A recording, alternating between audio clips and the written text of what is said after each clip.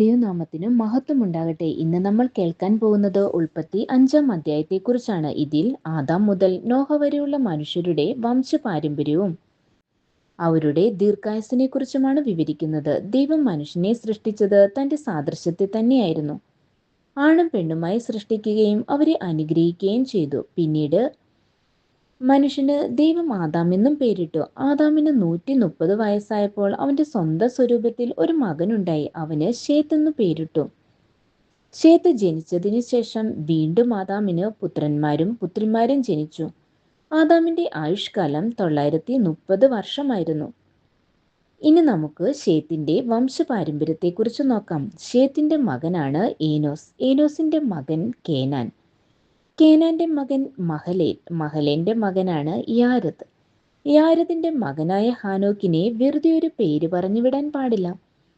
ഈ തലമുറകളിൽ വെച്ച് വളരെ പ്രത്യേകതയുള്ള ഒരു വ്യക്തിയാണ് ഹാനോക്ക്.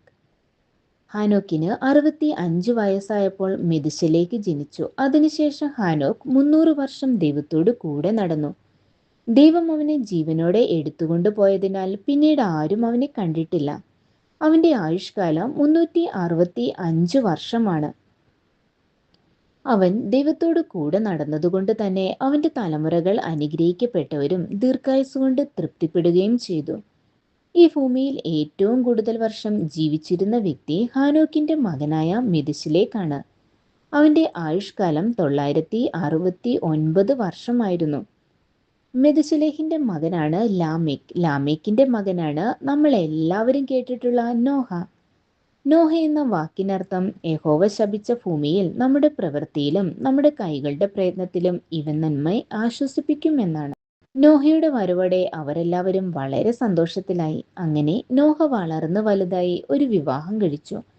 അവന് 500 വയസ്സായപ്പോൾ ദൈവം അവന് 3 ആൺമക്കളെ കൊടുത്തു. അവരുടെ പേരാണ് ശേം, ഹാം, യാഫത്ത്. ഇനി നോഹയുടെയും അവന്റെ മക്കളുടെയും കഥ അറിയാനായി കാത്തിരിക്കുക. അതുവരെ ഗോഡ് ബ്ലെസ് യു.